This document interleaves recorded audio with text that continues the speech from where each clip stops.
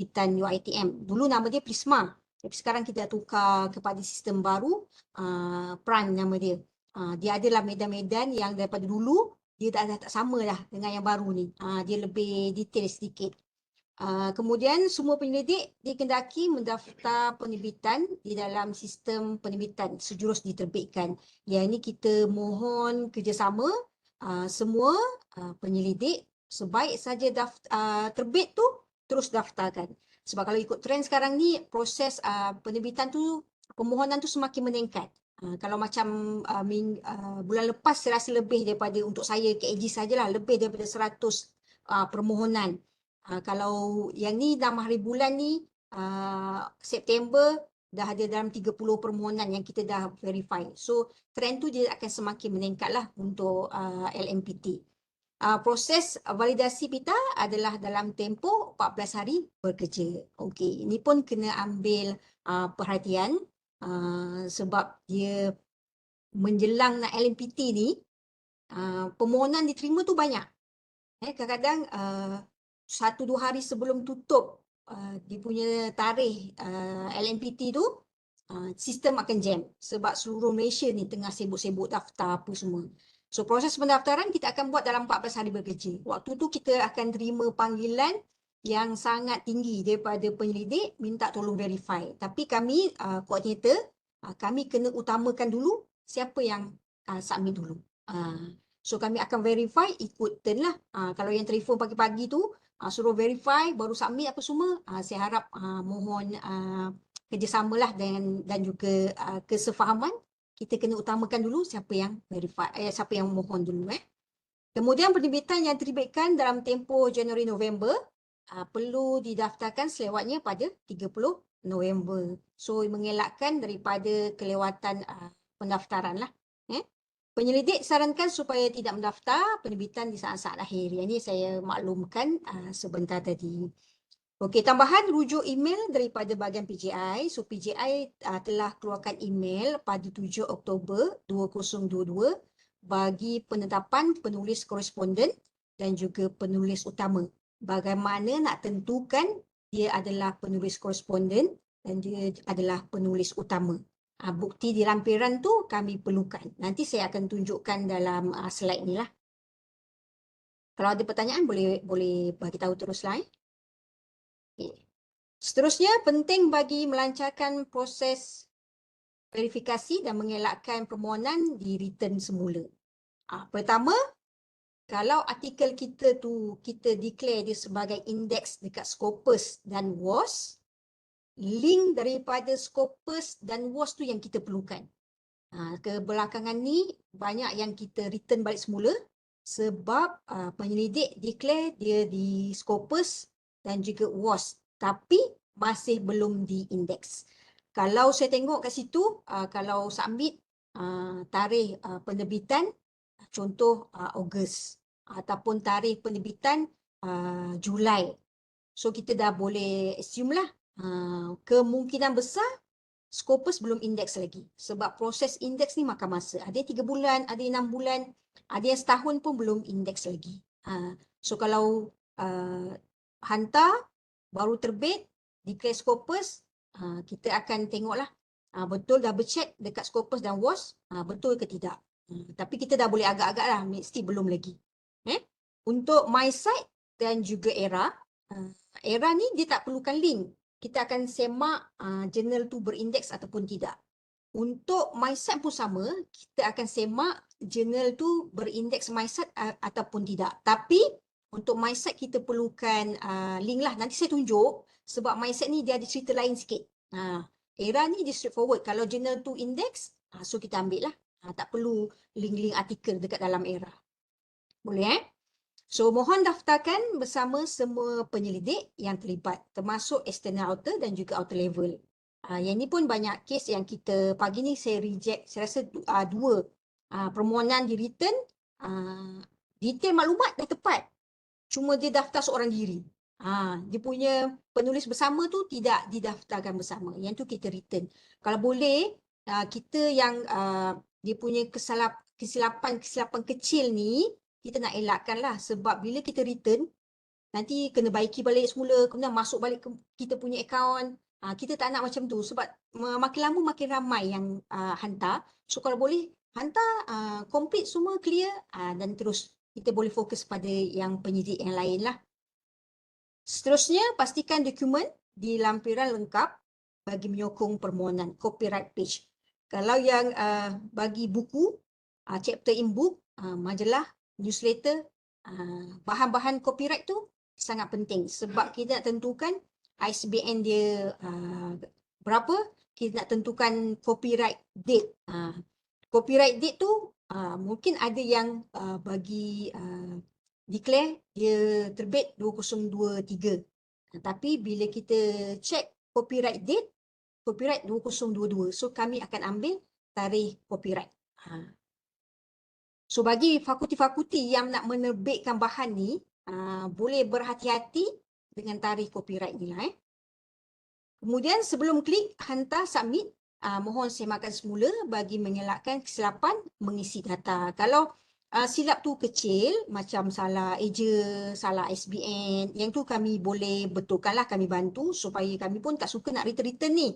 So kami bantu, kami betulkan. Tapi kalau memerlukan justifikasi yang lebih jelas, tu kena pulangkan balik semula lah.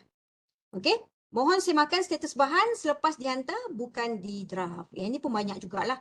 Kadang-kadang saya terima panggilan, Cik Azlin bila nak verify saya punya dah lama submit ni, tak verify lagi ataupun di KBM ataupun di KJM mohon verify segera, dah lama hantar, tapi kita minta lihat dulu status pendaftaran.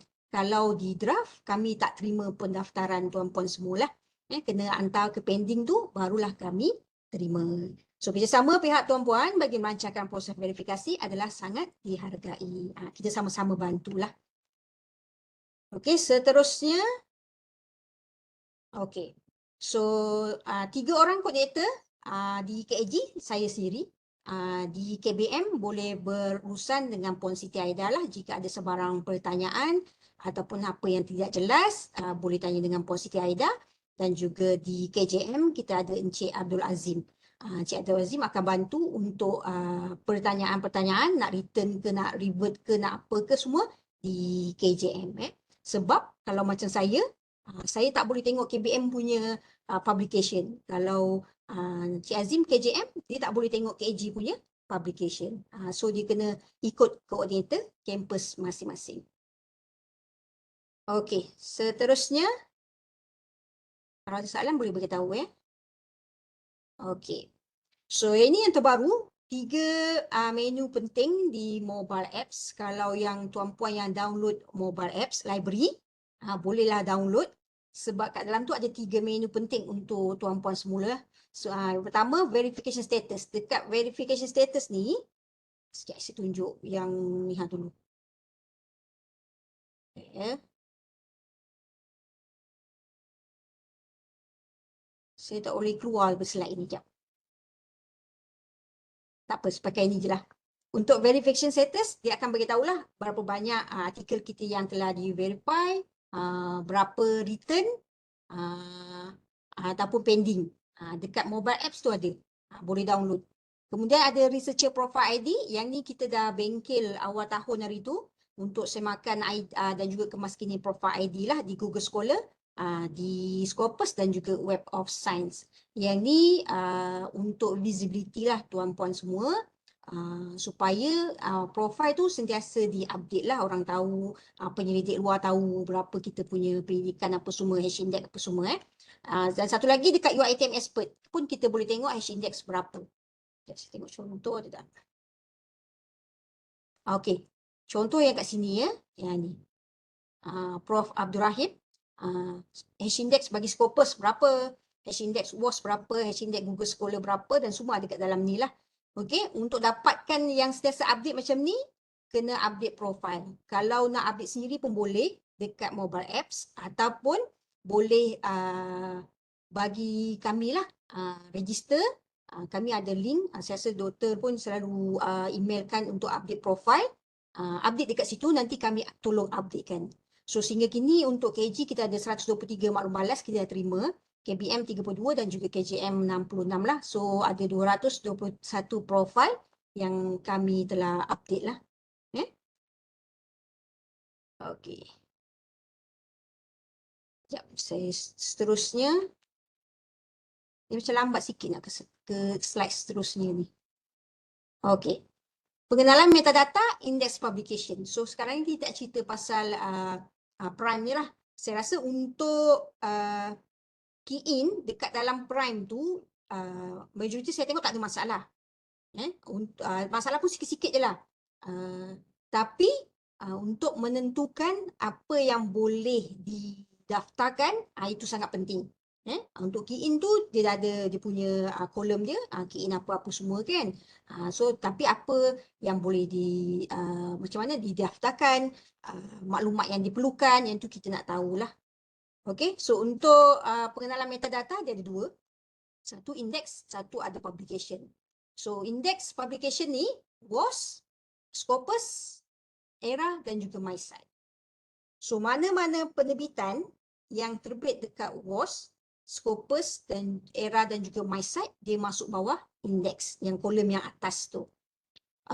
Selain daripada empat ni, di bawah ada publication lah ataupun general publication, macam jurnal yang tidak ada index, proceeding, buku, akhbar, majalah, creative work, newsletter, pameran dan seterusnya. Yang tu masuk bawah ada publication.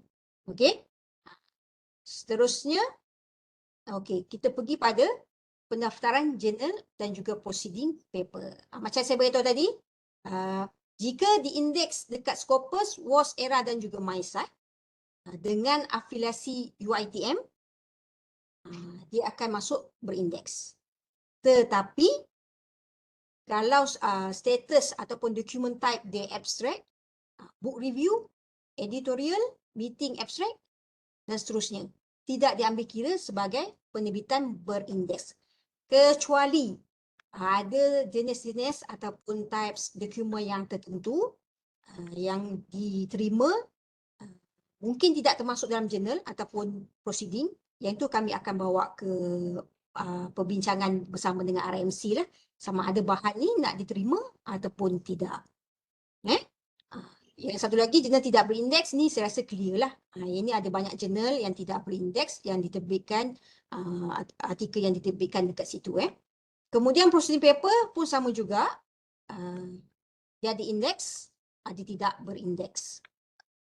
Yang penting afiliasi UiTM.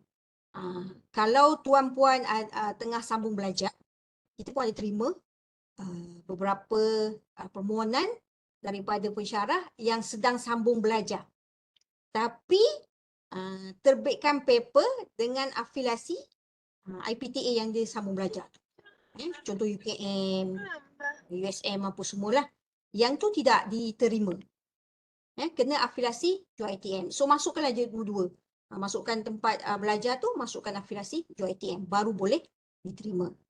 Okey, item wajib macam biasalah, full publication, muka surat pertama yang menunjukkan afiliasi, mempunyai maklumat penerbitan, ISBN, ISSN, tahun penerbitan, nama jurnal conference dan lain-lain bukti penting.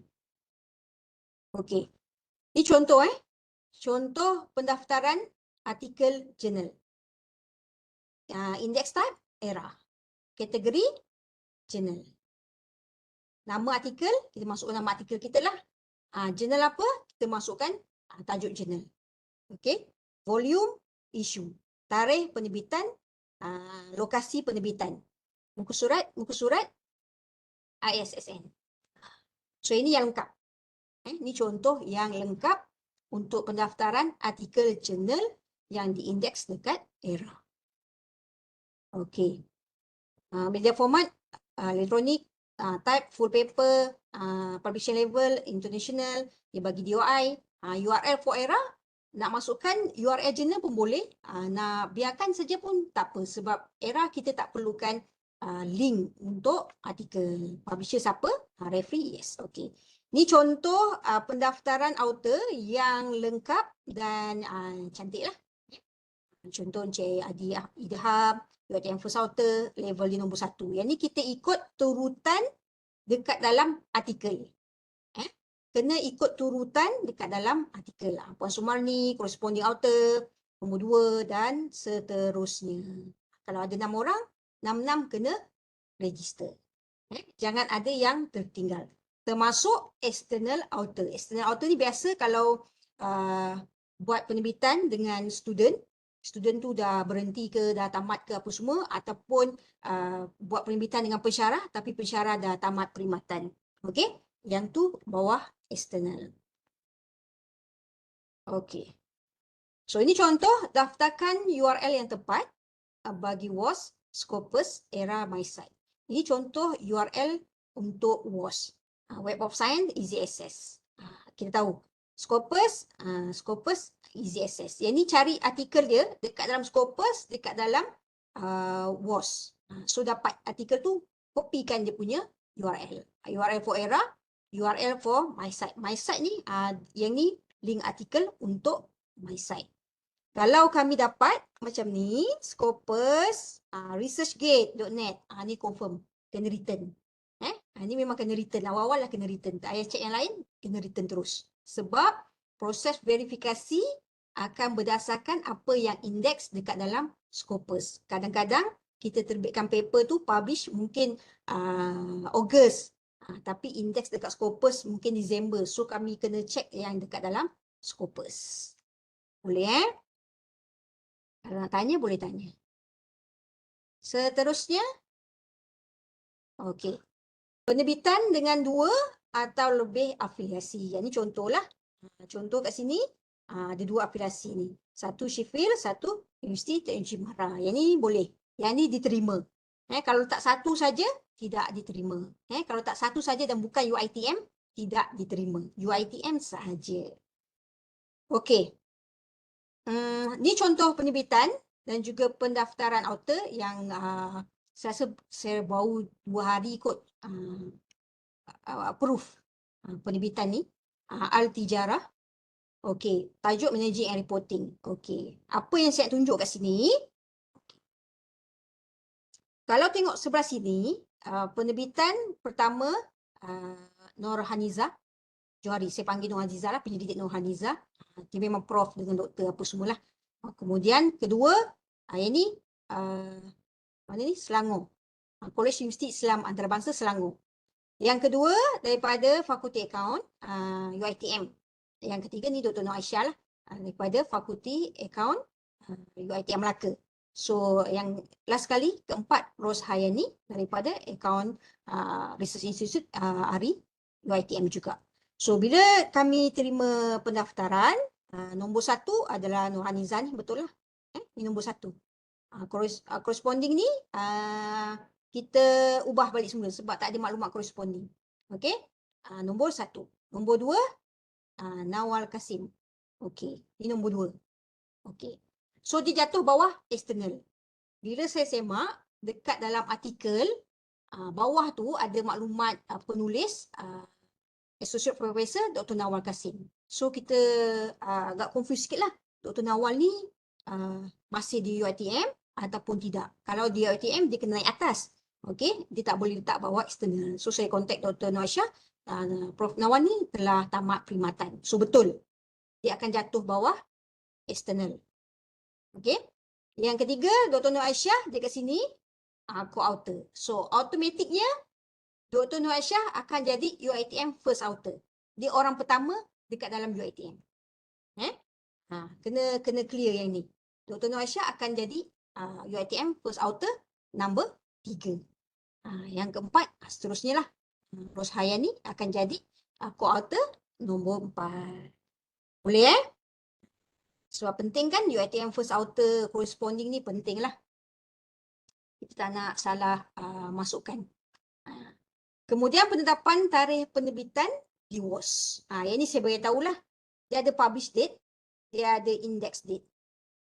So kita dah hubungi RMC melalui Shah Alam mengguna pakai index date. Okey. Kalau tahun sama, dia tak jadi masalah. Kalau tahun berbeza, tu sayang. Contoh publish Disember 2022. Tapi indeks 2023. Tapi kita declare 2022. So rugi kat situ. So kita akan refer pada tarikh indeks. Yang ni bawah corresponding, maklumat corresponding lah. Macam ni maklumat corresponding ni, yang ni clear. So kita akan declare dia sebagai Prof Syafina ni sebagai corresponding author.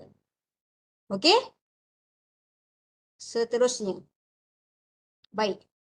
Ini sangat penting. Beberapa hari yang lepas, saya terima permohonan verifikasi indeks publication ERA di International Journal of Innovation, Creativity and Change. Okey. Maklumat semua lengkap. Maklumat dimasukkan dengan lengkap. Dekat website ataupun portal jurnal ni, IGICC, telah diberitahu juga jurnal ni berindeks ERA. Okey, jurnal ni berindeks ERA.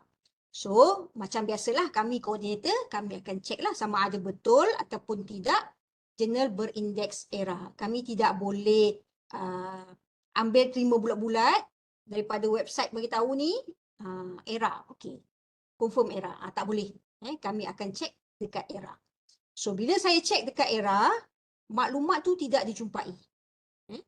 Saya double check guna jurnal title, guna ISSN, maklumat jurnal tu tidak dijumpai. So kita takut kita tak update ke, portal ERA UiTM ni tak update ke. So saya buat semakan dekat ERA punya portal. Yang ni direct terus kepada ERA. Okey, kita download listing untuk 2023, juga tiada artikel ni. Tiada jurnal ni.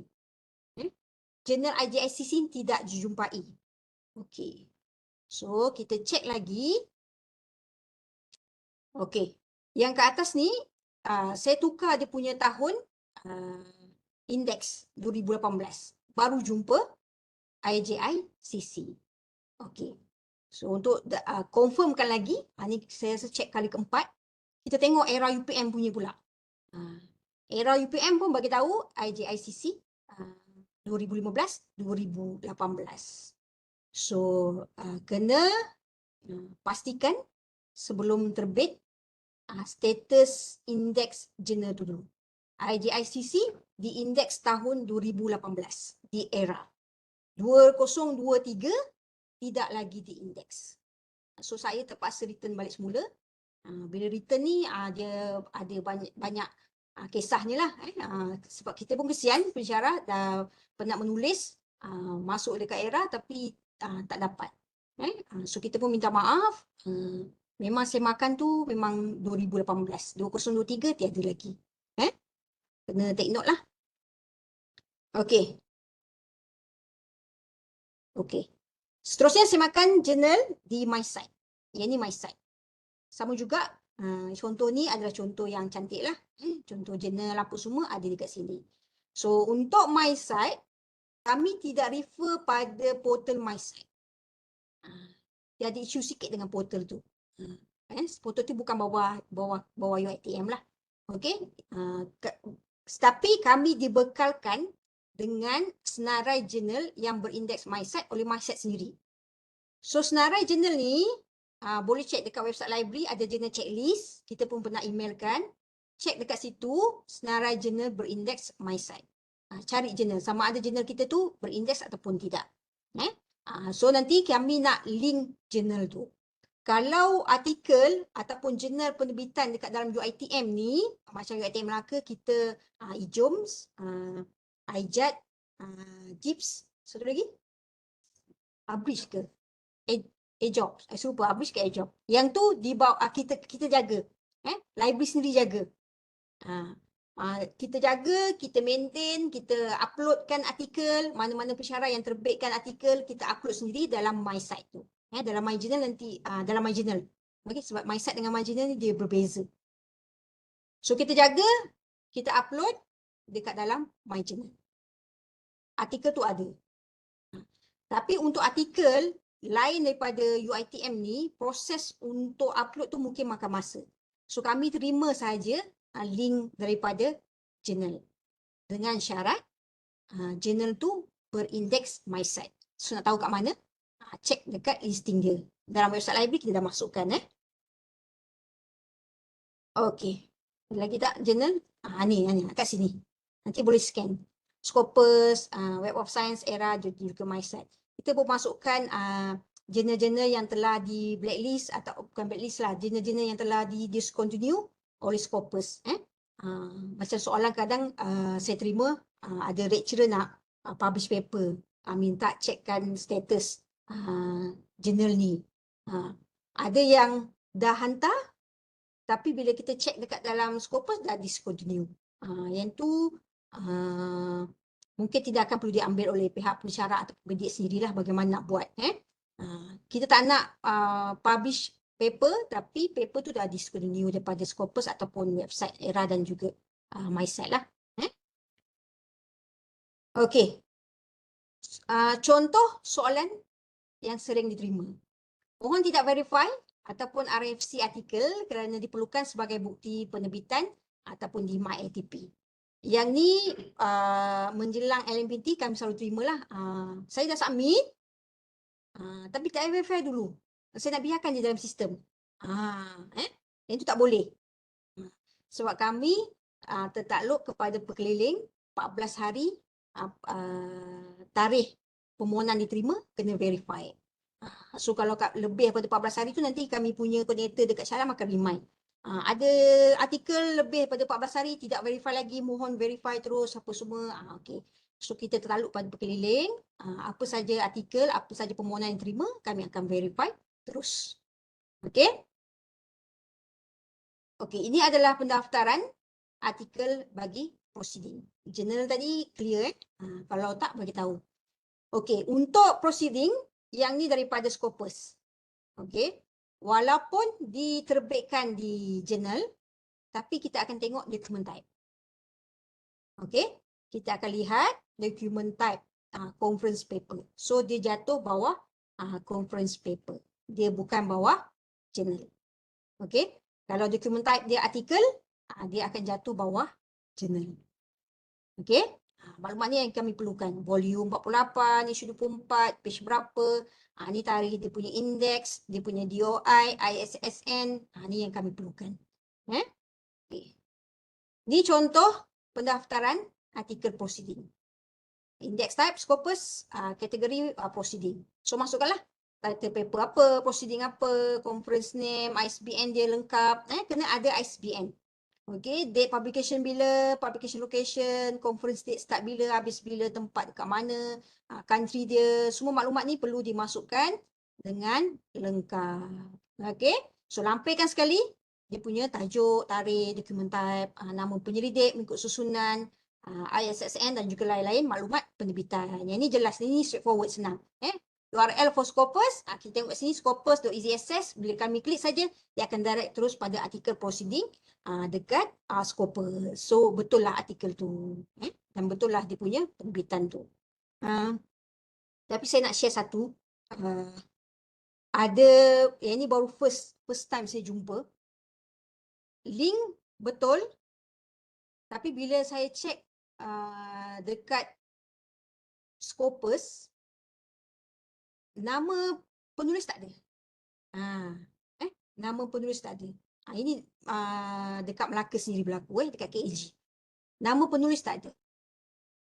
So saya pelik. Saya pelik dan saya bagi tahu dekat pensyarah tu dan kita buat aduan dekat Scopus.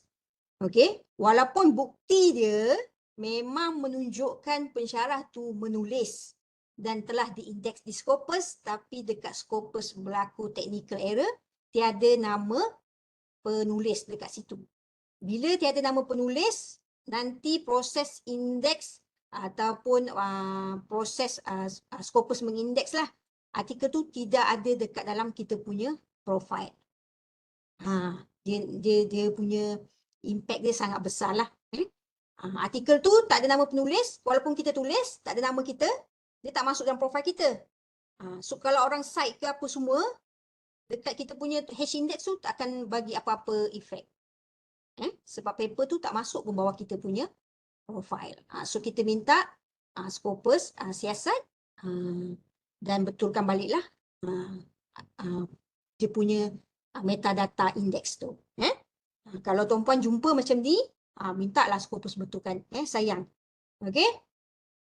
Okey, seterusnya ini adalah contoh proceeding yang tidak diindeks. Okey, tapi telah diterbitkanlah. Ada lengkap semua. SSN lengkap, nama proceeding semua lengkap. Contoh yang ni Anas Budi Harjo ni daripada Fakulti Ekonomi Bisnes Universitas Brawijaya. Yang ni akan jadi external auditor. Yang nombor 2 daripada USM akan jadi external auditor nombor 2. Dan Dr. Hainur Rahman ni akan jadi UiTM first auditor nombor 3. Dekat dalam prime. Okey? Boleh Walaupun dia duduk kat nombor 3 ni, still UiTM first auditor sebab 2 yang pertama tu adalah external. Okey. Seterusnya. Okey. Buku. Tadi kita tengok journal, dah tengok proceeding, sekarang kita pergi pada buku. Buku pun banyak juga kami terima, tapi kena check betul-betul sebab kalau terbitkan satu helai yang macam puisi, apa lagi, cerpen, apa semua tu untuk satu nama tu, itu tidak dikira sebagai buku. Itu jatuh bawah creative work. Okey. So untuk buku pendidikan research book, buku yang terbitkan mestilah memenuhi piawai buku pendidikan, diwasit dan suntinglah. Ada metod, ada analisa, perbincangan dan sebagainya. Kalau buku umum ni, buku-buku macam biasa yang kami terima tu lah. Novel, buku-buku yang fakulti terbitkan, apa semua tu. Kalau yang puisi semua tu bawah creative work bukan bawah buku. Okey, catatan tambahan mestilah mempunyai copyright page. Kalau yang ni copyright page muka hadapan isi kandungan ni prakata SBN ni semua ada dekat copyright page. Penerbit yang berdaftar dengan badan beriktiraf seperti MAPIM diambil kira. Dekat dalam tu nanti adalah kalau MAPIM dia ada senarai MAPIM. Item wajib macam biasa dekat dalam prime tu pun ada juga front cover buku, copyright page, content page, muka surat, indeks dan juga full artikel. So copy Ini contoh buku yang diterbitkan lah. Okay. So ini contoh pendaftaran buku, daftarkan maklumat dengan tepat. Kategori buku, book name, isu, economic, finance, apa semua. Okey. Yang ni kategori untuk buku, kalau ISBN dia daripada PNM, itu bawah national lah. MAPIM publisher, pilih penerbit dia mana. So contoh ni penerbit Universiti Malaysia Pahang. Sudah ada kat sini, pilih saja.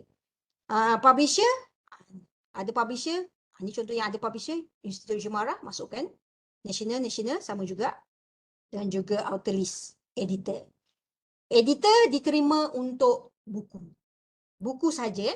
Kalau majalah, newsletter, tidak diterima. Jurnal pun tidak diterima untuk editor. Hanya buku saja yang diterima. Okey? Okey. Contoh bukti penerbitan tidak diterima. Okey. Ada penerbitan yang kami terima, bukti dia dalam bentuk draft. Okey. Dia punya ISBN pun tak ada. So yang ni tidak diterima. So kena lampirkan penerbitan yang telah sah terbit. Final. Kalau draft tidak boleh. Okey. Ini contoh lampiran bukti tambahan. Lampiran bukti tambahan. Kami akan pulangkan balik. Kami minta bukti tambahan, nak tengok copyright page, bila nak tengok dia punya final buku tu diterbitkan, sah terbit. So pensyarah, penulis sertakanlah lampiran-lampiran dekat dalam prime tu. Lampiran bukti kena masuk dekat dalam prime. Dekat email saya pun saya terima contoh-contoh lampiran ataupun dokumen sokongan. So dekat email kita tak terima kita terima dekat dalam sistem prime. Sebab nanti kalau diaudit kita akan tengok dekat dalam sistem. Tak tengok dekat dalam email saya, tengok dekat dalam sistem. Okey. Contoh pendaftaran editor buku. Ini contoh pendaftaran editor buku lah. Masukkan buku apa, maklumat lengkap, ISBN, outer list. Kalau editor, masukkan editor lah. Editor semua dan juga masukkan lampiran bukti. Yang ini contoh lampiran yang tepat. Kami kalau dapat macam ni, senang kami verify. Tak payah pulang-pulang balik. Maklumat dia lengkap. Senang kami verify. So masukkanlah copyright page apa semua ada kat dalam ni. Pendaftaran chapter in-book. Okey, kalau tuan-puan menulis dekat salah satu chapter dekat dalam buku tu, bukan menulis semua buku tu ya. Satu buku dia ada banyak chapter-chapter, kita tulis salah satu chapter je dekat dalam tu. So pendaftaran tu bawah chapter in-book, bukan bawah buku. Ini mudah, saya rasa semua faham lah. Contoh pendaftaran dan bahan bukti. Yang ni contoh chapter in-book lah. Masukkan. Contoh buku apa ni? Buku Ketokohan dan Sumbangan Pemikir Islam Alam Melayu. So chapter kat dalam ni Syekh Yassin Al-Fadani dan sumbangannya terhadap pelestarian sanad ilmu pengajian Islam di Alam Melayu. So penulis ni kena daftarkanlah bawah chapter. So dia masukkan cover buku, dia masukkan copyright page, dia masukkan content page, dia masukkan full artikel. So lengkap. Lengkap, senang kami verify. Terus verify terus lulus, tak payah return. Okey? Boleh setakat ni? Buku 4 dah. Journal, proceeding, buku, chapter in book. Okey? Soalan ke? Tak ada soalan? Okey. Baik, seterusnya policy paper. Policy paper adalah bahan yang kami sangat berhati-hati untuk verify. Sebab markahnya sangat tinggi. Kami telah dimaklumkan, seingat saya satu policy paper bersamaan berapa? 29, seingat saya lah kot.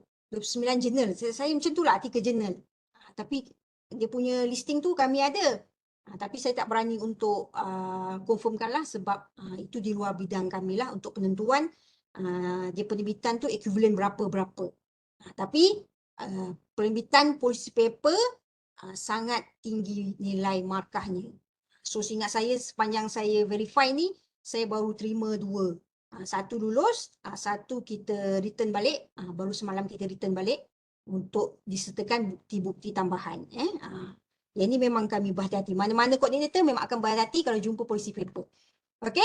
So policy paper adalah kertas polisi penerbitan yang menyumbang kepada pembentukan, penambahbaikan, pemansuhan dasar fatwa, akta dan seumpamanya yang terbitkan untuk agensi luar. Okey? Untuk agensi luar sama ada nasional ataupun international lah. So item wajib yang kami perlukan adalah kertas polisi. Kertas polisi, blueprint, plan induk, kertas kajian dan sebagainya. Kemudian bukti hubung kait yang menyatakan penghargaan kepada pusat kertas kerja yang menjadi rujukan kertas polisi dan juga mempunyai afiliasi universiti. Kemudian bukti yang menunjukkan hasil kajian diguna pakai dan juga surat lantikan. Surat lantikan menyatakan kita dilantik untuk menyediakan policy paper bagi agensi tersebut. Itu diperlukan. Okey? Kalau kita buat polisi untuk fakulti, itu tidak diambil kira lah. Tidak diambil kira. So kita kena betul-betul clear dengan kertas polisi tu. Kalau macam kami pun confused sama ada nak terima ataupun tidak, kami akan bagi pada RMC lah. RMC akan buat penilaian akhir sama ada terima ataupun tidak. Sebab ni markah sangat tinggi. Okey, ni contoh policy paper. Kod dan etika tata kelakuan pegawai masjid Jabatan Agama Jabatan Hal Ehwal Agama Islam Negeri Sembilan. So kod rujukan dia kena bagi nombor rujukan bila terbit, terbit kat mana apa semua kena bagi. Pastikan bukti cukup untuk mendaftar sebagai policy paper. Okey, ni surat lantikan, ni bahan cetakan dia, bahan cetakan ni cover dia. Okey? Ni contoh. Contoh satu lagi macam ni. Dr. Khairul Azhar policy paper dia. Ini pun Dr. Khairul Azhar juga. Okey. So surat lantikan menyatakan kertas polisi ni ringkasan polisi pada masa. Semua dah ada kat dalam ni. So kita akan refer kepada bukti yang dilampirkan lah. Okey. Ini dengan tim lah Dr. Khairul Azhar, Dr. S dan seterusnya lah. Prof Rauf apa semua, Prof Dr. S dan seterusnya lah, Dr. Supian apa semua ada kat dalam ni. Okey? Boleh Okey. Okey. Seterusnya adalah technical report ataupun case study. Yang ni Pendaftaran kami terima tak banyak sangat untuk bawah kategori technical report dan juga case study. Ada tapi tak banyak lah. Okey. Technical report ataupun case study, penerbitan menyumbang kepada pembentukan, penambaikan yang terbitkan oleh Perlembagaan Taruh, dokumen macam biasa, penerbitan penuh technical report, copyright page, tahun penerbitan, ISBN. Kalau technical report ataupun case study tu tidak ada ISSN ataupun ISBN ataupun sebarang registration number, yang tu tidak diterima sebagai bukti sah diterbitkan. Okey. Bukti hubung kait yang menyertakan penghargaan, bukti menunjukkan hasil kajian diguna pakai dan juga surat lantikan menjadi ketua ataupun ahli projek kajian. Ini contohnya. Ataupun satu lagi contoh, jadi saya tunjuk contoh satu lagi. Laporan audit dalam, ini ramai buat. Laporan audit dalam AKNC, bukan kat Melaka saja. Laporan audit dalam AKNC, kualiti dan sebagainya boleh didaftarkan di dalam peran jika mempunyai ISBN sahaja. Okey, dan daftar under level internal ataupun UiTM sahaja. Jika memilih untuk daftar under national ataupun international level, perlu pastikan laporan berkenaan beri impactful dan digunakan di peringkat kebangsaan. Ini penetapan daripada RMC. Sebab banyak laporan audit dalam yang ada maklumat-maklumat sensitif, maklumat-maklumat yang tidak sepatutnya tidak bolehlah, tidak boleh dikongsikan. Mungkin penemuan-penemuan yang tidak boleh dikongsikan apa semua. Tapi mohon mohon dia punya SBN boleh, tapi internal ataupun UiTM sahaja.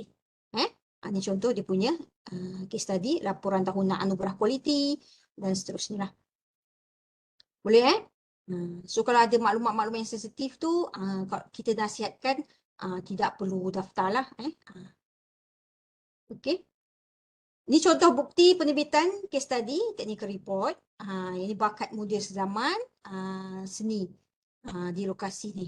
Ini bukti rantikan Dr. Syamiza, ini cover semua telah disertakan lah untuk kami verify. So semua ni lengkap, kami pun verify. Tak ada masalah. Okey. Pendaftaran creative work. Creative work paling banyak diterima di Alur Gajah ni lah. Paling banyak diterima. Okey. Contoh penerbitan fakulti, accounting internship, warna-warni eksplorasi seni, yang ini creative work daripada AD. Okey. So macam biasa, muka hadapan, copyright page, isi kandungan, artikel penuh, yang itu kami perlukan di bawah creative work. Creative work tu kalau macam saya beritahu tadi, macam cerpen ringkas, penulisan ringkas, apa lagi, sajak, puisi, gambar, hasil karya, itu bawah creative work. Itu bawah creative work. Di bawahnya ada compilation, transition, muzik, masterpiece, document of work. Ini biasa AD lah. AD banyak publish kat sini. Composition, compilation, adaptation, semua ada kat sini. Okey. Creative work ni dia mudah sikit. Kalau saya dapat pun saya cakap, okay, creative work ni senang ni.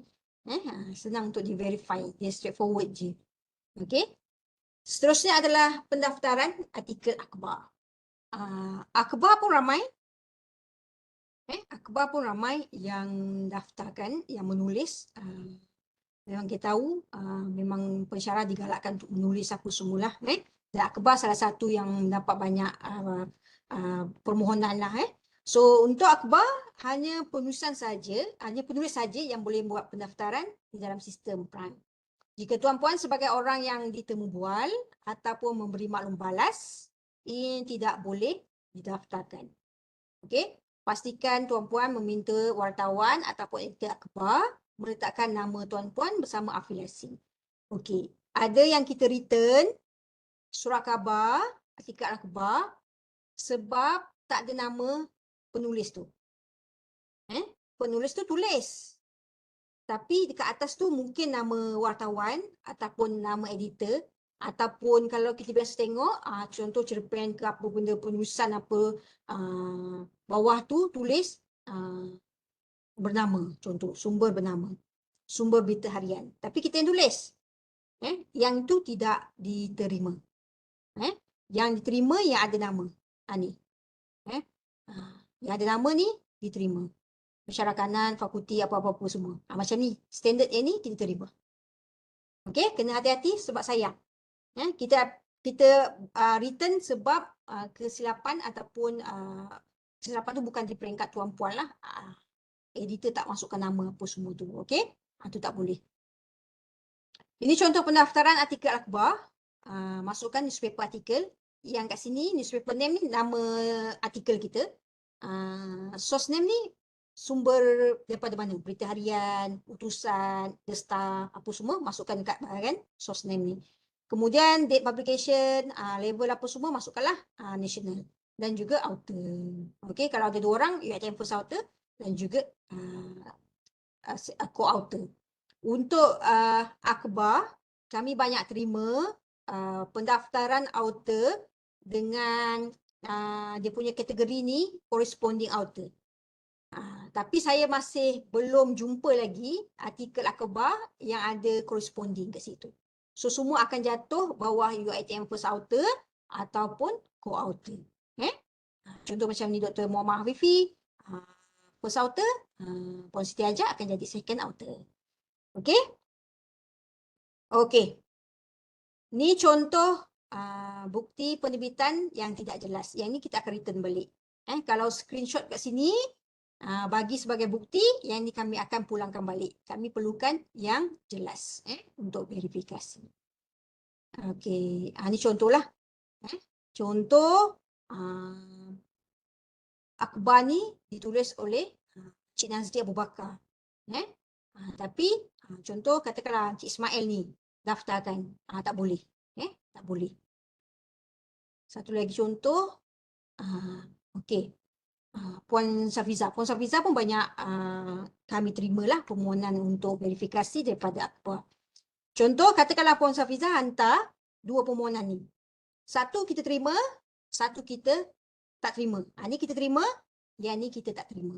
Sebab apa? Puan Safiza adalah responden bagi penulisan artikel ni yang ditulis oleh siapa ni? Dr. Hizuddin. Okey. Yang ni tak terima. Yang ni Puan Safiza sendiri, Pensyarah Kanan Komunikasi Pengajian Media UiTM Melaka. Yang ni terima. Boleh Itu untuk artikel akhbar. Baik. Seterusnya bawah kategori elektronik media. Banyak ni kategori. Tapi saya pilih kategori yang biasa diterbitkanlah oleh pensyarah UiTM Melaka.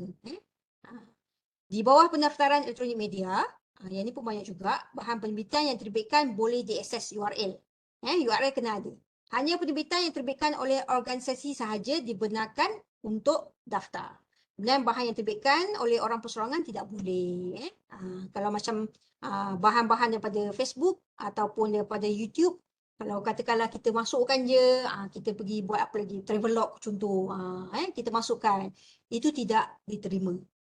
Sebab bahan yang terima syarat dia kena ada afiliasi UiTM, kemudian nama penyelidik dan jawatan penyelidik, penerbitan berilmiah, tajuk dan sumber penerbitan, bidang kepakaran atau bidang yang memberi impak kepada pendidik, kemudian pautan URL.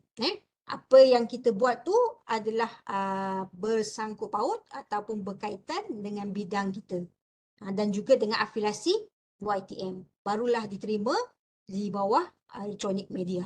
Kalau kita pergi buat resepi ke apa semua, itu tidak diterima di bawah elektronik media. Okey, maklumat ini dimasukkan di dalam TOR dan telah disetujui oleh RMC sendiri.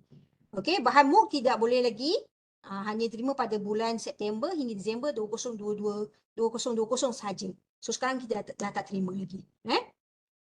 So untuk elektronik media. Ini contoh pendaftaran bagi elektronik media. Yang ni kita terima, dia terbit dalam dagang news ni, elektronik media, apa-apa semua kita terima. Mohon pastikan penulisan menyertai nama dan afiliasi UiTM bagi mengelakkan status RFC. Ini contoh yang diterbitkan tapi tak ada nama kita. So saya terpaksa pulangkan balik semula. Contoh dia terbitkan Beritahu daripada mana? Surat pembaca je. Pembaca siapa tu? Tak ada nama. Itu kita pulangkan balik. Okey? Pendaftaran exhibition, pameran. Okay. Seminar pertandingan inovasi, innovation, invention. Yang ni telah ditetapkan di bawah exhibition.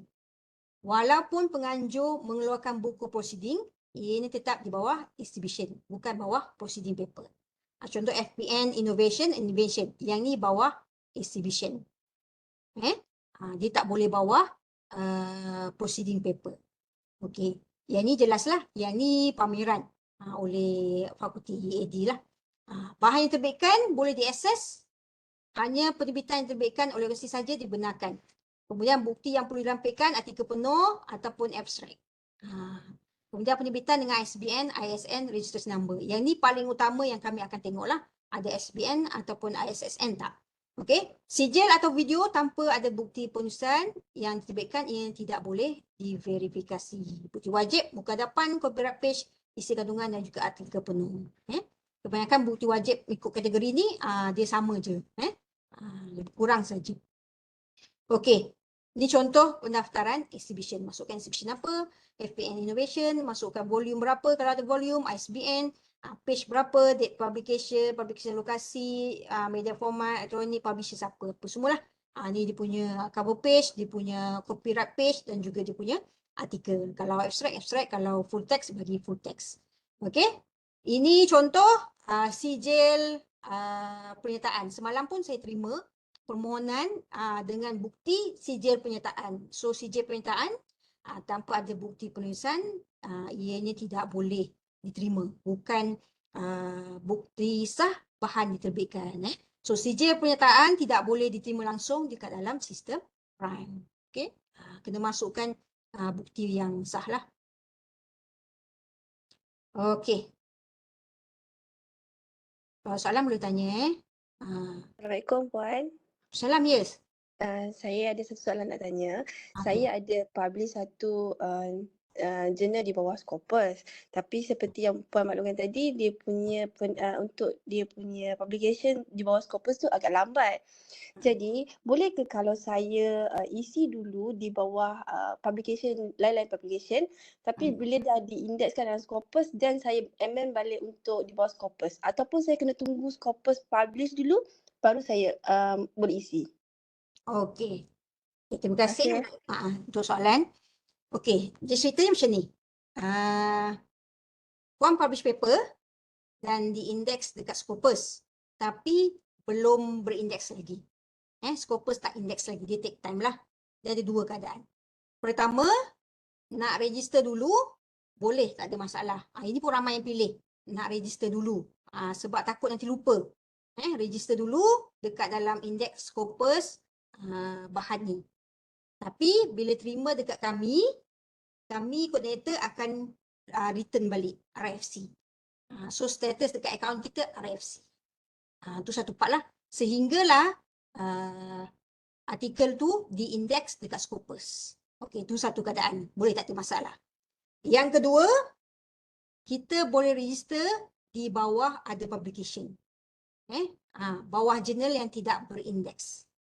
Tu nanti ada markah untuk jurnal tidak berindeks kan, bahan telah diterbitkan. Register bawah jurnal tidak berindeks, nanti kami akan verify, tengok apa semua, maklumat lengkap, bukti lengkap, apa semua, verify terus, tak ada masalah. Puan dapat, puan dapat status verify tu. Esok bila Scopus dah indeks, bagi tahu kat kami balik, Scopus dah indeks artikel ni. Minta revert balik semula. So, permohonan yang sama, kami akan revert balik kepada puan untuk tukar kategori. Tukar kategori, masuk balik ke bahagian indeks balik. Okay, so dia ada dua keadaan. Nak register dulu dekat dalam Scopus, boleh, tak ada masalah. Tapi kami kena pulangkan balik semula status RFC. Nak register bawah others dulu, nanti dah indeks balik semula, bagi tahu pada kami akan tukar, minta tukar kategori lah. Kami akan pulangkan balik untuk tukar kategori. So kalau biasa,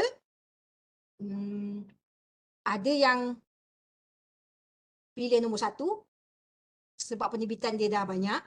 So cakap tak apalah, nanti saya lupa. So saya masukkan je lah Scopus dulu, nanti bagi tahu je. Okey. Ada yang pilih nombor 2 sebab memerlukan untuk tujuan pengesahan LPT, markah dan sebagainya. So terpulang pada penulis lah nak pilih 1 ataupun 2. Okey, boleh Terima kasih. sama. Puan Hazrin, saya nak tanya soalan. Yes, sila. Okey. Pertama bila kita sebut pasal Scopus dengan WS, semestinya WS dia punya orang kata tu lagi tinggi lah impact sebab dia ada impact factors. So macam amalan lah kalau paper tu kita dah publish dan dipublish dulu kat Scopus, itu selalunya berlaku. And usually bila dia dah keluar link dekat WS, kita akan update. So maksudnya kita kena revert kan? Betul tak? Betul. So macam mana kalau kata kita publish kat Scopus Q1 tapi WS dia Q3 for example. Okey, adakah kita tetap kena tukar kepada WS untuk dapat markah lebih tinggi ataupun kita kekal kat Scopus tu sebab dia Q1? Macam mana tu? Okey, baik. Prof Abdul Rahim pun saya terima banyak ni kita selalu update Prof punya UiTM expert tu. Memang sentiasa naik je index dia. Okey. So untuk menjawab soalan tu, RMC telah tetapkan jika Scopus dengan WAS kita terima WAS lebih tinggi. So jika penerbitan tu terbit dekat Scopus dan juga terbit dekat WAS, boleh mohon revert untuk update ke WAS. Tu satu. Satu lagi, untuk Prime, bagi Q hanya diterima di WAS sahaja. Kalau kita declare dia WAS, dia ada Q1 sampai Q4. Untuk Scopus, Q1, Q4 tu tidak diterima. Impact tu hanya terpakai untuk WAS sahaja. Okey, baik. Satu lagi saya perasan, sekarang ni apa-apa paper yang listed di bawah ESCI, mereka juga akan listed dekat WOS punya website, kita punya index lah, database. So tapi kalau ESCI ni, some ESCI pun dah ada impact factor, which is kadang-kadang agak melirukan. So macam mana tu? Kalau tapi dia tak ada mention Q1 to Q4 lah. Tapi dia ada impact factor. So macam mana pula tu? Betul. Yang tu yang terkini lah. Kami pun hari tu ada pergi taklimat untuk WAS. Yang terkini juga diberikan indeks lah untuk ESCI tu tadi. Tapi dalam proses verifikasi, nanti kalau ada jurnal, kita akan tengok JCR. Kalau jurnal tu kita klik, kita tengok JCR, ada JCR, so kita ambil yang JCR. Dia ada dua, satu JCR, seingat saya satu JCI. Yang JCI kita tak pakai. Kita akan pakai JCR. So apa-apa sahaja jurnal yang berindeks dengan JCR dekat dalam WAS, yang tu kita akan ambil terus. Boleh Alright. Okay, satu lagi soalan. Tentang policy paper, boleh tak Puan buka dekat slide policy paper tadi? Okey, boleh. Okay. Macam saya lah, saya ada dua projek yang tengah menunggu policy paper dikeluarkan. Satu di bawah MASA, yang ni, MASA. Satu lagi di bawah MCMC. So kami pun memang tengah follow up lah bila nak terbit sebab semua dah hantar, report dah hantar kan. Cuma tinggal publication policy paper. Okay. Macam mana policy paper ni dekat dalam, adakah apa jua policy paper sama ada diterbitkan oleh agensi kerajaan macam MASA dengan MCMC ni ataupun di peringkat kementerian ke ataupun peringkat antarabangsa macam ni lah UN ke ataupun ASEAN level kan, mereka punya pemarkahan semua sama ke, which is equivalent to 27 Scopus Index paper? Yang tu okey. Untuk proses pemarkahan tu sebenarnya library tidak terlibat dengan proses pemarkahan itulah. Tapi 27 atau 29? Saya tak ingat 27 atau 29 lah antara dua tu. Equivalent to 27 atau 29. Tapi pengiraan 27 ataupun 29 Scopus tu dia hanya untuk calculation untuk MyRA kan. Dia Betul. kalau maksudnya kita dah publish 29 paper kan. Betul, dia pemarkahan sahaja. Pemarkahan saja. Yang kami maklumlah, saya pernah join yang Myra punya taklimat tu. So dia bagi tahu yang ni berapa, kalau jurnal berindeks bersamaan berapa dengan chapter inbooks berindeks, dia ada bagi tahulah. Tapi yang tu untuk pemarkahan untuk Myra lah. Untuk yang pemarkahan tu kita library tidak terlibat lah.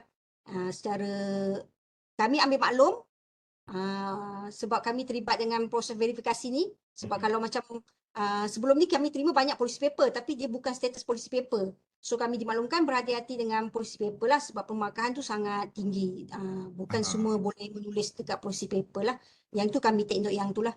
Jadi Tapi dari yang contoh ni MC masa ni macam saya lah, saya pun tengah tunggu ni, kalau Puan tengok slide seterusnya, tahun 2022 this one. betul. Ya. So actually kami punya grant pun lebih kurang sama pada yang kami terima. So kami tengah tunggu mereka punya polisi lah. Maksud ini kira macam, itulah saya kata, sebab saya tak pernah buka lagi, saya tak pernah isi lagi policy paper punya kat Prime tu, tapi saya tertanya ada tak dikategoriskan international peringkat agensi ke kat dalam kolom tu supaya kita boleh dapat bezakan kategori policy paper tu. Ada tak dalam Prime tu punya selection? Dia dua, national dengan international. Okey, adalah. Okey, so kalau macam tu jelas. Thank you so much. Sama. Untuk Prof ya, kalau diterbitkan tahun ni, minta dia keluarkan satu statement lah atau pernyataan mengatakan tahun ni terbit. Saya takut kalau macam kita buat projek macam last year tu kita buat projek kan, surat tu backdated tahun 2022. So nanti dia akan effect pada kita punya tahun penerbitan tu. Itu penting lah. Baik. Alright. Terima kasih Sama. Okey, kita sambung. Ada soalan lagi? Tak ada kalau ada nanti bagi tahu. Okey. So seterusnya di bawah newsletter, ini pun banyak juga info usahawan, Ilham, kampus, Lantera apa semua di bawah newsletter lah. Publication ni biasalah sama ada national ataupun international. Nanti kita akan semak. Tapi kalau dalaman fakulti di bawah national. Kalau luar international lah. Bukti wajib, muka hadapan, copyright page, isi kandungan, ada juga artikel penuh. Okey, contoh pendaftaran newsletter. Ini contoh pendaftaran dia. Kena masukkan semua lengkap. Okey. Untuk newsletter, ini contoh kes yang kita terima tahun lepas. Okey. First, untuk auto level tidak dimasukkan. Kalau auto level sahaja tidak dimasukkan, kami set lah, kami buat je. Masukkan je. Kami editkan sikit. So tak payah return. Tapi saya terpaksa return sebab buku newsletter yang terbitkan ni, artikel terbitkan, dia punya nama pengarang berbeza dengan nama pengarang yang telah didaftarkan. Okey. So tajuk sama tapi penulis berbeza.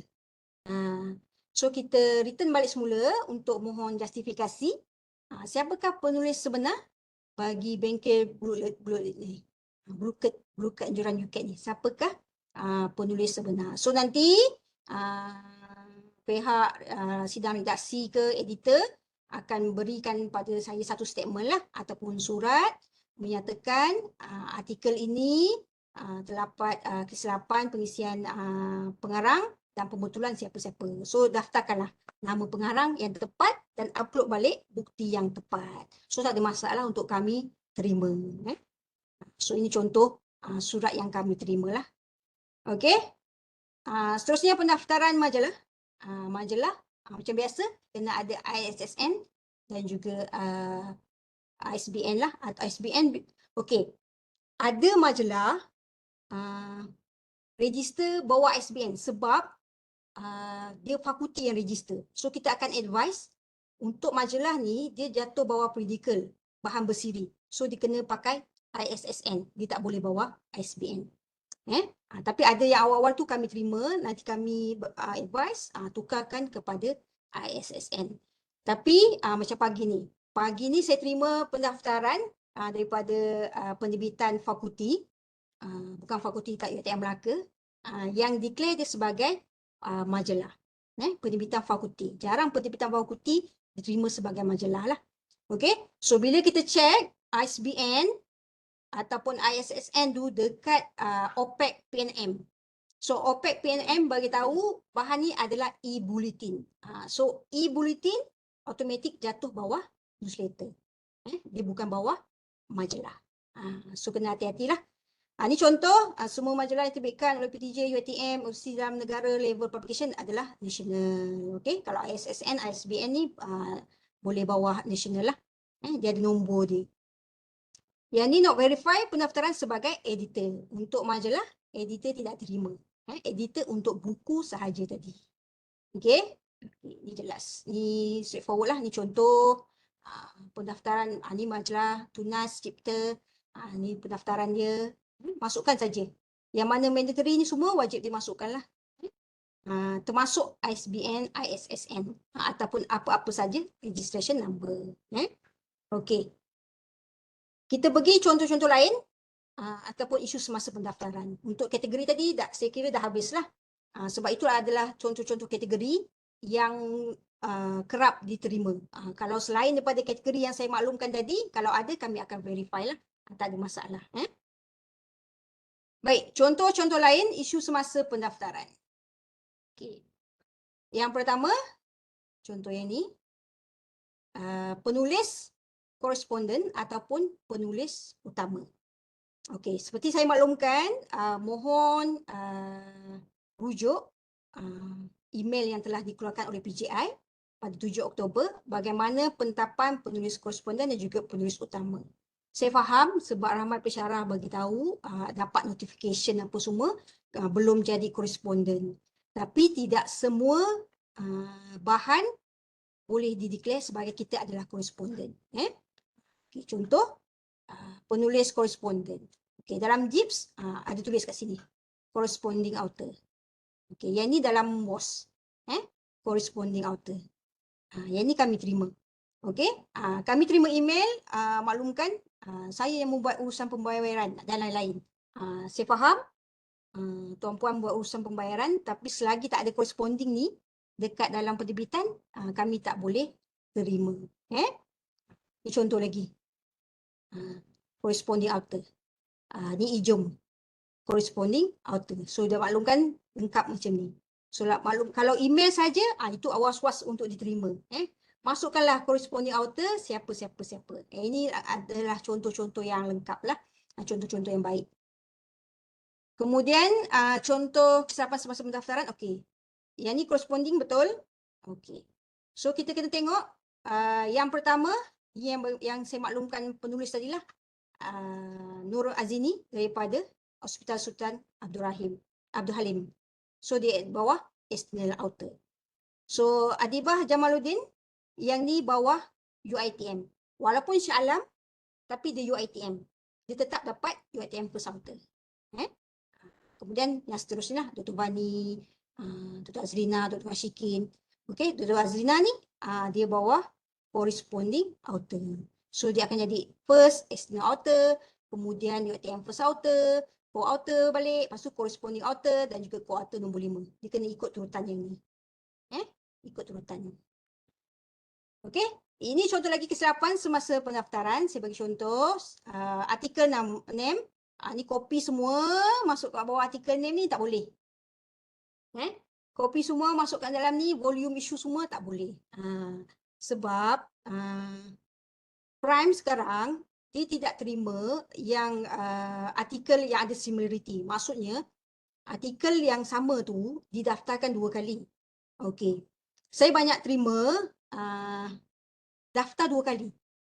Okey. First daftar artikel tajuk dia sekian. Second daftar tajuk dia ubah sikit. Tak boleh. Similarity tu diorang jaga. Dalam Prime tak boleh ada similarity. So kena daftarkan betul-betul supaya nanti kalau kita dah daftar dia akan detect ada similarity bagi artikel ni. So tak boleh daftar. Yang macam ni kami return balik semula lah. Kena masukkan betul-betul. Bersama dengan URL artikel dari Scopus. Okey, yang ni nombor ISSN, ISBN. Kena masukkan betul-betul. Yang DOI ni dia ada ruangan untuk DOI kat bawah ni. Yang ni tidak boleh diterima. Okey. Yang ni contoh untuk editor tidak diterima. Untuk editor tidak diterima bagi kategori journal. So, Abang Akmal ni dia jatuh bawah UiTM student. Okey, dia jatuh bawah UiTM student, yang ni jadi co-author lah. Dia tak boleh editor bagi kategori journal. So, automatic Prof Abdul Rauf ni akan jadi UiTM first author. Sebab nombor 2. So, Prof Rauf akan dapat UiTM first author. So, yang lain tu, yang ni 2 orang corresponding lah. Yang lain adalah co-author. Okey? So, kalau maklumat dia macam ni, yang ni kami boleh edit sendiri. Nanti kami editkan lah, kami bantu untuk editkan UiTM first author ni. Okey? Pendaftaran penulis sebagai penasihat ataupun kata penghantar. kalau menulis di sisipan awal tu sebagai kata penghantar ke, kata editor ke, kata apa ke, sekapur sirih ke, yang itu tidak diterima. Yang itu tidak diterima di dalam Prime. Kita akan return balik. Kemudian bagi nama pena, nama samaran, perlu sertakan bukti tambahan yang menunjukkan nama pena tu kita punya. Jika tiada, penulisan itu tidak boleh disahkan kerana koordinator tidak boleh mengaitkan penerbitan berkenaan dengan nama penulis yang didaftarkan. Okey, contoh nama pena bagi Puan Ida Rahayu, nama pena Sumaya. So bagi masukkan dekat dalam tu, artikel tu kami terima daripada Puan Ida contoh. Tapi nama pena Sumaya. So kami tak boleh verify. Sebab orang lain punya. So kita nak satu justifikasi menyatakan ini adalah nama pena Puan. So bagi surat tak ada masalah lah. Bagi je surat menyatakan betul ni saya, then kita akan verify. Surat ni nanti kena upload dekat dalam Prime. Semua bukti upload dekat dalam Prime. Ini contoh lagi daripada Puan Raihan. Lantikan untuk ni, dapat ID penerbit lah. ID penerbit daripada PNM. So ID penerbit SBM berapa-berapa, bagi je pada kami. Masukkan kat dalam tu. So nanti kami akan verify lah. Tak ada masalah. Nama pena ni bagi bukti saja. Kita ada masalah untuk verify. Okey. Pendaftaran bagi bahan yang belum diterbitkan. Okey. Yang ni saya faham. Kadang-kadang nak terbit tu dia ambil proses. Tapi belum terbit lagi. Tapi dah bayar. Okey. Saya pun mesti ada kat pensyarah ni. Sebab masa tu dah nak tutup. Seingat saya nak tutup tarikh LNPT tu lah. Tapi dah bayar, resit pun dia dah bagi kat saya apa semua. Dan mohon untuk final version ni diterima. Okay? Tapi saya mohon maaf, final version yang tidak diterbitkan lagi, tidak boleh diterima. Sebab macam-macam perkara boleh jadilah bila diterbitkan nanti. Jadi kita nak mengelakkan sebarang isu nanti. Bila dah terbit, kadang-kadang dah bayar tapi tak terbit. Ataupun tahun depannya terbit. So nanti kalau kami dah verify, jadi masalah buat kami pula. Kami dah sahkan penerbitan yang tidak diterbitkan. Itu bahaya. Okay, so kita hanya terima penerbitan yang telah sah terbit. Yang untuk akan datang tu kami tidak terimalah. Okay. Okay. Ini contoh pendaftaran nama pemohon sahaja, tidak daftarkan nama penyidik ataupun penulis bersama. Yang ini pun kami pulangkan. Pensyarah yang terlibat pagi ni ada 2 orang tu, saya pulangkan untuk saya akan bagi remark kat situ lah. Daftarkan nama penulis ataupun all author involved kena register. Tu kena pulangkan sekali. Okey. Co-author ataupun UiTM first author. Ini saya explain tadi. Okey. Dr. Siti register sebagai co-author. Tapi yang pertama, yang kedua daripada inti. So automatic Dr. Siti adalah UiTM first author nombor 3. Nombor 3. Yang ni co-author. Dia external author. Yang ni nombor 1, nombor 3. UiTM first author nombor 3. Okey. Saya nak habis slide ni. Sekejap ya. Okey. Lampiran bukti screenshot tidak diterima. Yang lampirkan dalam screenshot PNG, image apa semua kena return balik, kena lampirkan dalam bentuk PDF. Pendaftaran dengan afiliasi luar bukan UiTM tidak terima. Yang ni saya dah explain awal tadi. Afiliasi kena UiTM. Yang ni pun kita kesian, kita dah return 5 kali. Memang kami tak boleh terima langsung sebab dia tak ada afiliasi UiTM, dia afiliasi luar. So tak boleh nak buat apa. Kami kena return juga. Okey. Contoh permohonan yang terima selepas 3 kali RFC tiada pembetulan. Okey. Cek dekat remarks, kat situ ada pembetulan yang kena buat lah. Kami masukkan pembetulan dia bagi bertambah buku proceeding apa dia, kena tukar kategori ke apa dia, apa maklumat tak cukup apa semua. So kita masukkan dekat bahagian remark supaya mengelakkan daripada kena return banyak kali. Nanti puan pun stres juga, tuan puan akan stres kalau kita pulangkan balik kan, tak settle kan. So tengok dekat bahagian remark ataupun call saja koordinator, minta kenapa ya saya punya kena pulangkan balik. So nanti kita akan maklumkan lah. Tapi dekat dalam remark tu dah ada dah. Ini contoh bahan bukti yang tidak diterima, tidak jelas dan tidak lengkap. Kalau bagi gambar-gambar macam ni, yang ni sijil Yang ni artikel, yang ni muka depan. Copyright page tak ada. Bahan pun tak nampak. Siapa yang tulis, apa semua, kami akan pulangkan.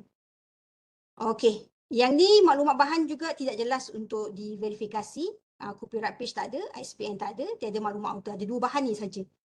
Yang ni dibagi gambar saja. So, tak ada nama siapa tulis, tak ada apa tajuk bahan.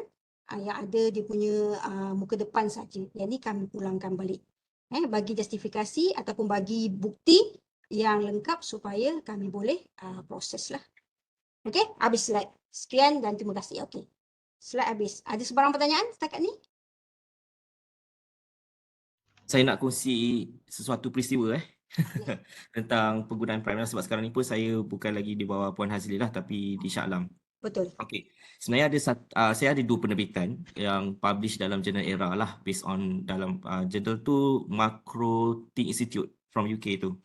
Okey. So dalam list tu memang website tu memang ditulis ERA Index. So macam biasalah kita dah tahu di ERA, so kita pun hantar paper kita hantar paper and then lama jugalah 5 bulan jugalah proses daripada hantar sampai accepted lah, review dan sebagainya. So bila hantar dah submit Prime sekali kena tendang, rupanya dia tak listed di bawah ERA 2023. Jadi apa yang saya buat, saya email kepada editor saya sebab 2 paper tu is financed by saya punya grant SRP. So saya minta jasa baik untuk mereka tukar kepada edition 2022. Last volume edition 2022 sebab dia adalah sebahagian daripada KPI kan, jadi tak bolehlah saya simply macam publish kat non-index journal kan. Jadi dan mereka boleh terima sebab mereka kata itu kesilapan mereka kerana tidak update dalam website, dia tidak ada ERA 2023. So bila saya dah delete dan saya buat balik semula untuk 2023 dan pegawai pula tak nak luluskan, pegawai PITA tak nak luluskan dengan alasan kita tak boleh validate apa-apa penerbitan yang bukan semasa. So 2022 tu dah tak boleh validate by them. Dia hanya yang semasa saja 2023 untuk ERA. Jadi waktu tu pun saya macam terkejut lah macam kenapa pula macam ni kan? Kita nak capai kita punya objektif. Dan of course lah benda ni memanglah kita dah tak dapat capai KPI semasa tahun ini tapi sekurang-kurangnya dapat capai KPI untuk grant tersebut. Jadi saya tak berapa jelas kenapa dia tak mahu validate saya punya itulah entry tu, dan akhirnya saya buat panggilan dan pegawai lain yang jawab. So pegawai ni dia cakap macam ni, dia adalah something tentang gerak kerja yang mengatakan memang mereka hanya validate untuk ERA semasa, melainkan di bawah suatu situasi yang istimewa. Contohnya apa yang berlaku kepada saya. Jadi sebab tu mereka minta saya attach email. Contohnya yang berlaku ialah kesilapan pihak mereka yang tidak update 2023 and then yang mereka benarkan untuk dipublish dibawa pada 2022. Diorang nakkan bukti itu attach bersama dekat bahagian ada forms lah yang dekat bahagian attachment kita punya paper tu. Jadi bila kita dah ada bukti hitam putih dan sebagainya, barulah mereka luluskan. Jadi KPI tu dia akan jatuh pada 2022 lah, tapi tidak menjadi masalah sebab akhirnya tetap menjadi KPI kepada saya punya grant. Itu sahaja sekadar nak berkongsi lah. Sebenarnya benda-benda masalah macam ni kadang-kadang kita tak boleh nak deal dengan hantar email kadang-kadang sebab dia tak tersampai. Jadi kita kena call. Bila call baru kita tahu prosedur tu dengan lebih jelas. Itu sahaja Puan Hazli. Thank you very much. Sama. Prof, Ya. register declare publication 2022 atau 2023? Bila dah tukar pada 2022 dia masih saya declare 2022 lah. Sebab iaitu dia masih era by 2018 kan? Dia Betul. considered daripada era yang sebelum kan. Jadi at least dia masih status era lah tapi daripada yang previous one. But then dari segi KPI grant dia masih terpakai lah sebab grant saya pun waktu tu sedang aktif sebab dia saya pay grant tu saya dapat awal tahun lepas. So basically dia masih dalam tempoh grant. So sebab tu tak ada masalah kat situ lah. Dia ada masalah kat situ. Jadi memang dia akhirnya boleh validate. Betul. Jika kita penerbitan kita tu 2022 macam Prof dah tukar kepada 2022 dan dekat dalam Prime tu declare sebagai 2022, dia tak ada masalah untuk kita verify lah. Dia tak ada masalah langsung untuk kita verify sebab kita akan ikut tahun penerbitan tu. Kalau contoh saya tak ingat nama tapi pensyarah daripada KJM baru hubungi saya dah minta Encik Azim untuk revertkan balik lah 2 artikel yang telah diindeks dekat Scopus tapi tahun yang lama. Seingat saya 2013 ke 2015. Kita boleh terima untuk tahun yang lama tapi kita akan verify ikut tahun tu lah. Kalau macam terbit tu indeks 2013, so dekat dalam prime tu declare saja 2013. So kami akan terima. Walaupun kami verify 2023 ni. Kami verify tahun 2023. Tapi bahan tu 2013, declare 2013 tak ada masalah untuk kami terima. Itu yang argument saya. Saya kata ada je pensyarah yang tak update prime. Macam mana kalau mereka update bila mereka nak mohon kenaikan pangkat yang 2-3 tahun lepas ni penerbitan. Takkan tak boleh validate. Contohlah kalau paper tu paper era. Saya argue dengan benda yang berdasarkan logik lah. Macam mana tak boleh update benda yang dah lepas. Tapi itulah mereka kata ada. Mereka kata mereka hanya boleh validate untuk era semasa. Jadi saya rasa ada daripada email tu dah ada miscommunication tu. Tu saya kata sometimes benda ni tak boleh guna email. Jadi kita kena call dan baru dapat penjelasan yang lebih wajar lah. Tapi memang mereka minta bukti tu semua. Mereka berkata kalau kena audit ada surat. Kenapa tiba-tiba tukar daripada 2003 ke 2022, apa alasannya dan sebagainya. Jadi itu sebab bila dah dapat semua bukti tu baru mereka approve saya punya entry tu lah yang 2 paper tu. Betul. Kalau macam ada sebarang yang tak clear ataupun kita kena return tu, boleh call lah, call koordinator yang terlibat untuk bertanya lah ataupun bincang. Kadang-kadang kalau macam peringkat koordinator tak boleh selesaikan, kita akan bawa kepada RMC lah untuk RMC bagi keputusan bagaimana sama ada terima ke apa ke semua. Sebab contoh ada satu bahan daripada AD, seingat saya, tiada kategori yang dekat dalam WOS tu. Tapi bahan tu diterbitkan. Saya lupa nak bawa document type dia apa. Yang itu kita bawa kepada RMC dan selepas RMC tengok, bahan tu diterima. So pensyarah dapat untuk WOS.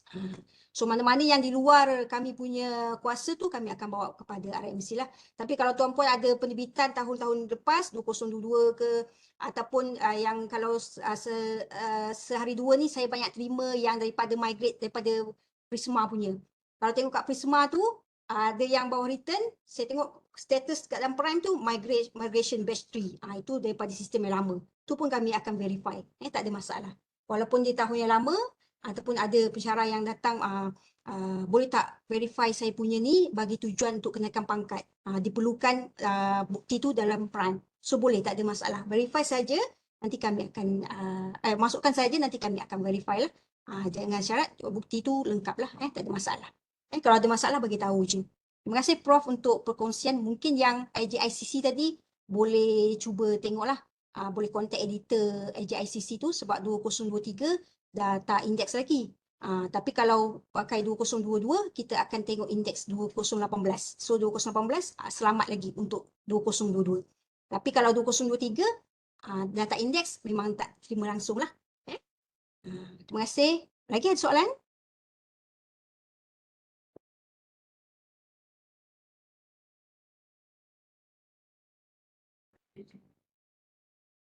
Untuk slide boleh, tak ada masalah.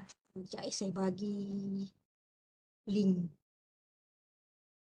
Slide tu kita dah masuk dalam website dah pagi tadi. So boleh ambil kat tu. Sekejap ya, saya bagi link. Okay. Tak apa, nanti kami akan emailkan bersama video rakaman. Boleh. Okay. Untuk nak check status tu, check dekat sini. Research ni, saya share dulu.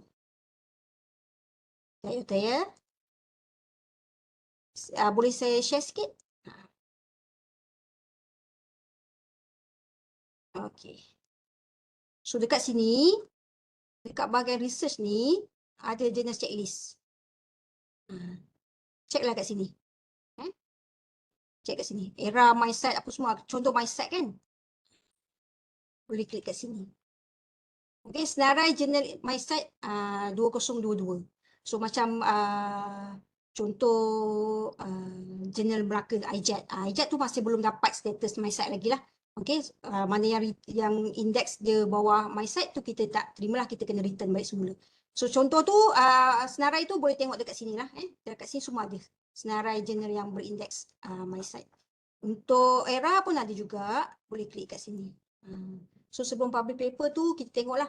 Kadang kita tak tentu, kadang macam Scopus. Hari ni kita tengok mungkin status dia indeks lagi. Tapi tahun depan kita tengok dah discontinue. So semak semak betul-betul. Senarai semua ada kat dalam ni. Senarai jurnal yang discontinue ada dekat sini. Okay. So boleh download. Kat bawah ni ada, nanti download je. Ni. Semua ada kat dalam ni. Untuk Prime, macam biasalah saya rasa semua tak ada masalah. Untuk access Prime, untuk daftar pun saya rasa tak ada masalah. Dia straightforward. Ikut je apa yang diperlukan. Masukkan saja bukti-bukti je tu. Saya rasa itu tak masalah. Cuma penentuan sama ada boleh daftar ataupun tak boleh daftar tu je. Yang kena berhati-hatilah. Supaya mengelakkan kena return ataupun tukar kategori. Okey. Ada lagi?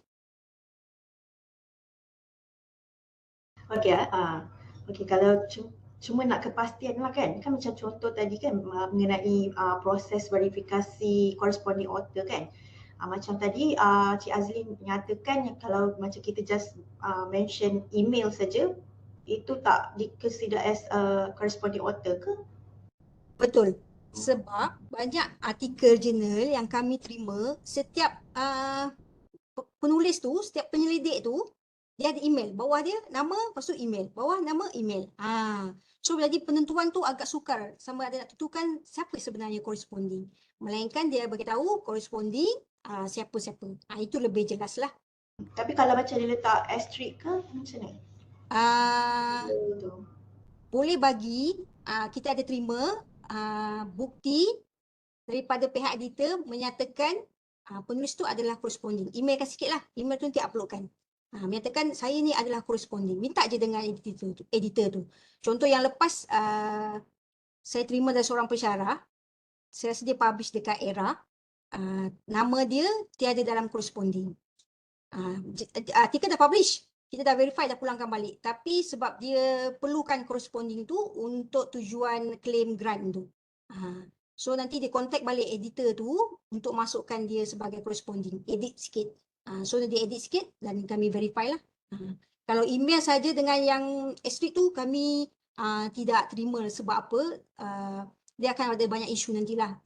Sebab nanti orang ni claim apa semua kan.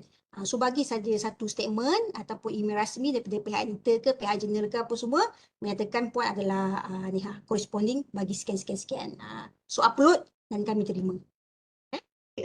So ada lagi satu, kalau contohnya ada satu saja email, maksudnya dalam semua author tu dan senarai author tu ada satu saja email.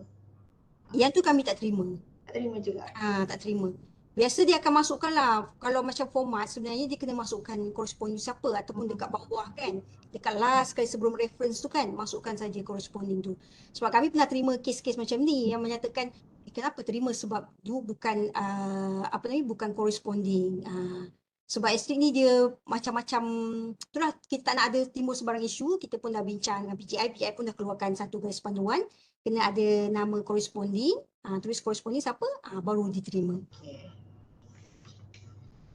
Okey, soalan yang kedua mengenai pendaftaran buku. Contohnya kalau dia just nama editor tak ada dalam buku tu, adakah boleh kita register juga?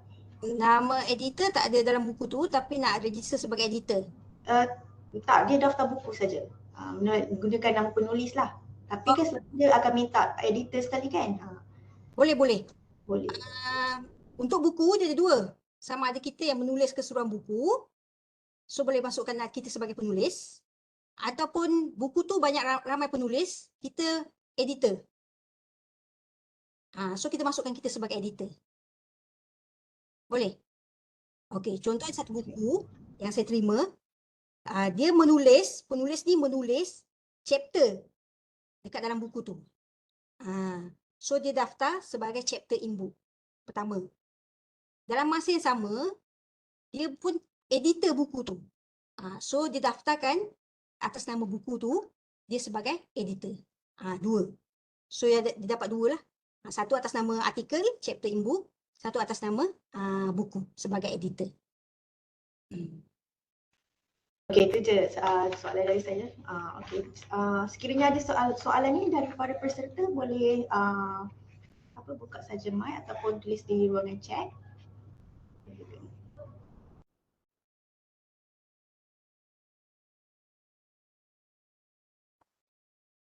Kalau ada masalah, Ada boleh soalan dari Encik Alias.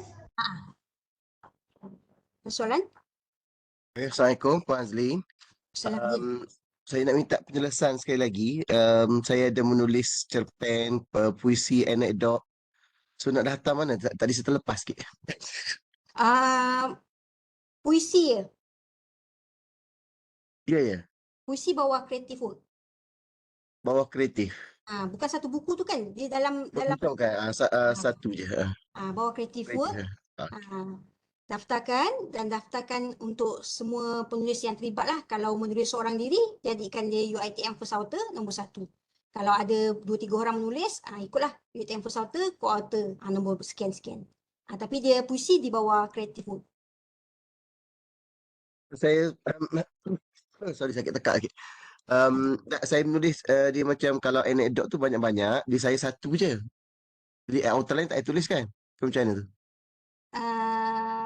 Tulis satu artikel tu, kita tulis satu kan, kita seorang kan. Satu je. Saya satu je. Satu kita daftarkan untuk kita lah. Untuk kita kan. Yang lain author lain tak payahlah.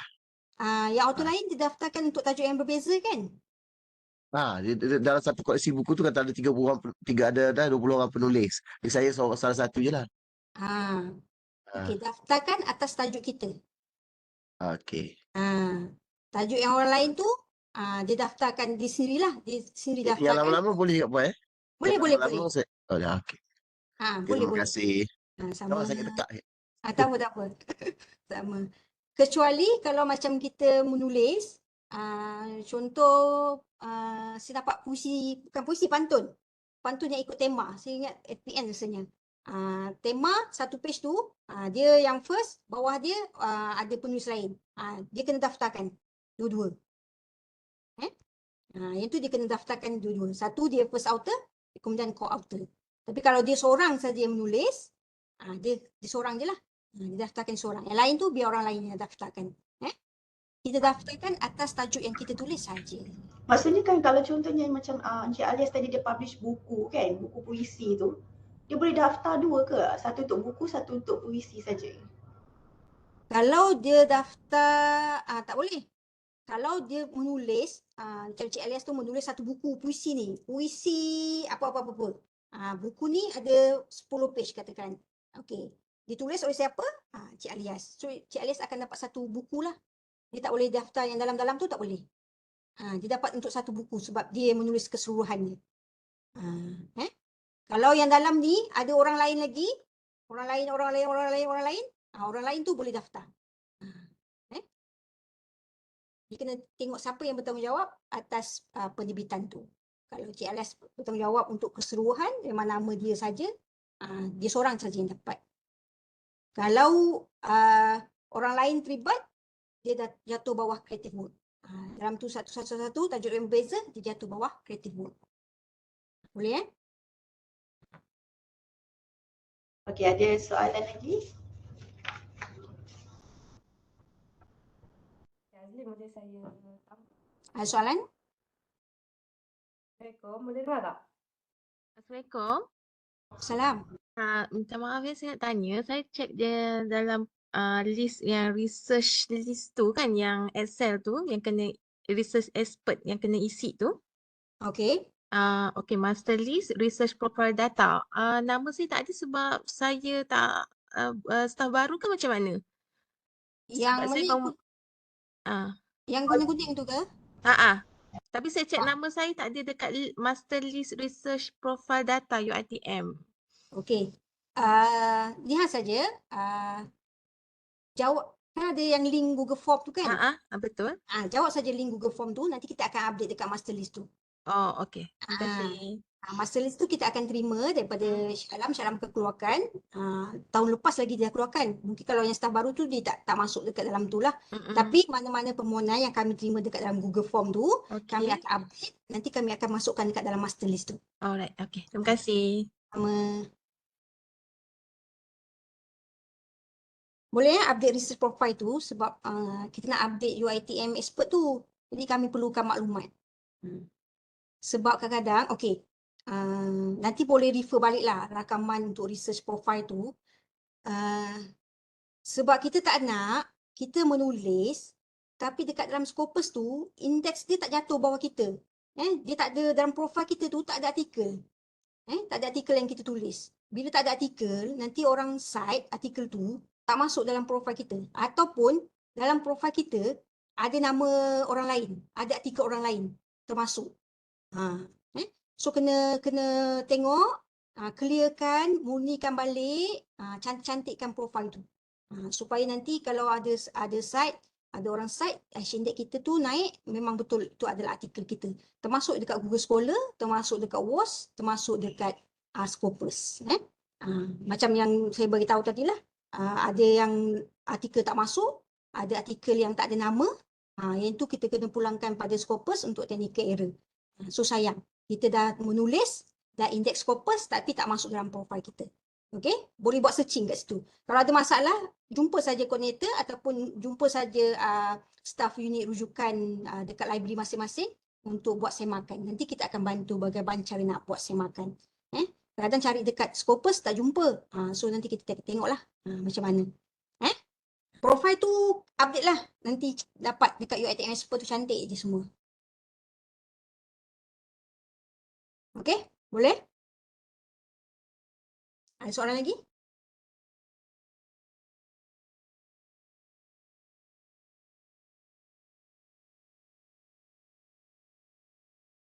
Slide nanti kita akan bagilah. Okey, so macam slide, video rakaman kami akan share lah melalui email nanti. PJI akan melalui PJI email PJI yang rasmi lah. Okey. Okey, so kalau tak ada soalan lagi, kita bolehlah tamatkan majlis kita punya bengkel hari ini. Okey, so jadi sebelum tu saya nak ucapkan ribuan terima kasih kepada penceramah dan para hadirin yang sudi meluangkan masa bersama-sama untuk menyertai webinar ini. Jadi saya minta semua untuk isilah borang kehadiran untuk kita dapatkan jam latihan lah, dan isi maklum balas juga. Dan link tersebut saya akan tutup pada pukul 1:30 hari inilah. Okay, jadi saya juga ingin mohonlah ribuan kemaafan jika ada salah dan silap sepanjang saya mengacarkan majlis ni. Sekian saja, salam hormat. Assalamualaikum.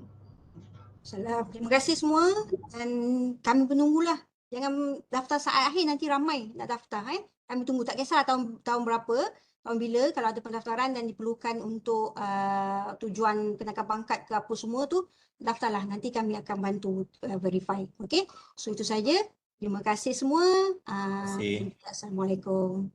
Assalamualaikum.